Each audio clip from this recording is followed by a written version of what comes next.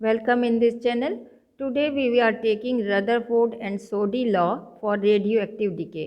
अब radioactive decay क्या होता है हम सब अच्छी तरीके से जानते हैं कि जब रेडियोएक्टिव एलिमेंट होते हैं उनमें से लगातार हमारी अल्फ़ा बीटा गामा रेज निकल रही होती हैं, तो उसके एटम्स जो होते हैं उनमें न्यूक्लियाई में जो है मास नंबर में सब में चेंज होता रहता है। तो लगातार जब निकल रहे हैं तो कम हो रहा है, डिके हो रहा है। तो डिके हो रहा है तो उसमें रदरफोर्ड और सोडी ने जो आपके एक्सपेरिमेंटल बहुत सारे वो करे, उसके बाद उन्होंने ये रूल बनाया कि according to this law the rate of decay जो निकल रहे हैं किसके of radio active atoms of any instant, किसी टाइम किसी टी टाइम पे जो आपका रेडियो एक्टिव निकल रहे हैं उसका भी रेट यानी कि जो निकल रहे हैं उसको टाइम से डिवाइड किया is proportional to the number of atoms present at that instant.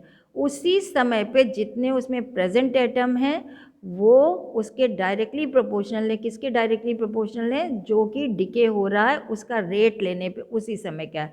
अब मान लीजिए हमारा जो है यहाँ पे n जो है नंबर ऑफ एटम है प्रेजेंट किसी रेडियो एक्टिव एलिमेंट में मटेरियल में किसी टाइम टी पे, और उसी टाइम टी पे मान लीजिए dn जो नंबर ऑफ एटम है वो डिसइंटीग्रेट हो रहे हैं, बाहर आ रहे हैं, ठीक है, इन ए शॉर्ट इंटरवल जो हमने dt टाइम में लिया, dt टाइम में ये बाहर आ गए हैं। तो अब यहाँ पे अकॉर्डिंग टू लॉ क्या कहता है, क्या कहता है? रेट ऑफ डिके, रेट का मतलब टाइम से डिवाइड करना है। dn upon dt is directly proportional to n। और हमें अच्छे से मालूम है यहाँ माइनस साइन क्यों आया है कि लगातार कम हो रही है चीज़, क्वांटिटी डिक्रीज हो रही है, इसलिए माइनस साइन है। अब ये इसको हटाएंगे, इसको हटाएंगे तो यहाँ पे कोई कांस्टेंट आएगा। इसको कांस्टेंट को हम डिके कांस्टेंट कहते हैं या डिसइंटीग्रेशन कांस्टेंट कहते हैं या रेडियो एक्टिव कांस्टेंट कहते हैं, और इसका प्रेजेंटेशन क्या है? लैम्डा है।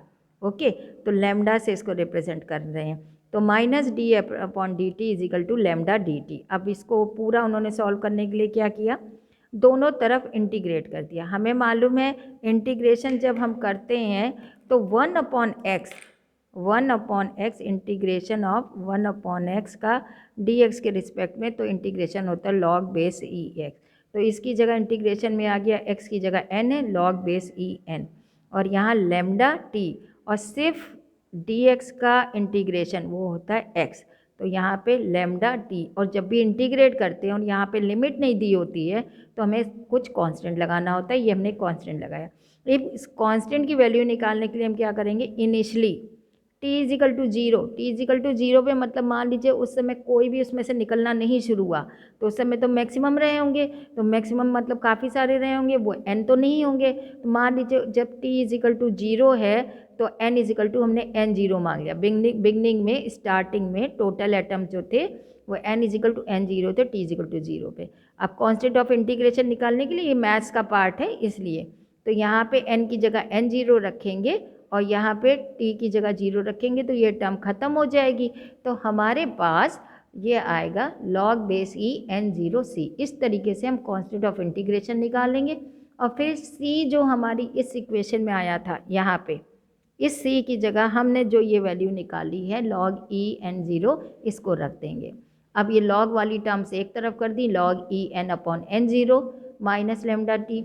अब log को हटाएंगे तो यहाँ e है, तो यहाँ पे e की power minus lambda t n upon n zero हो जाएगा, और एन ज़ीरो को इधर ले आएंगे तो n is equal to n zero e की पावर माइनस लेमडा टी। ये था रदरफोर्ड सोडी लॉ का जो एक्सप्रेशन था। Okay, so I hope so you understood. अब इसी में आगे हम चलते हैं हाफ लाइफ। हाफ लाइफ क्या है कि जैसे हमारा ये कोई मटेरियल है, इसमें से बराबर हमारी अल्फ़ा बीटा गामा निकल रही हैं, तो इसका डिके होता जा रहा है, ये रिड्यूस होती जा रही है।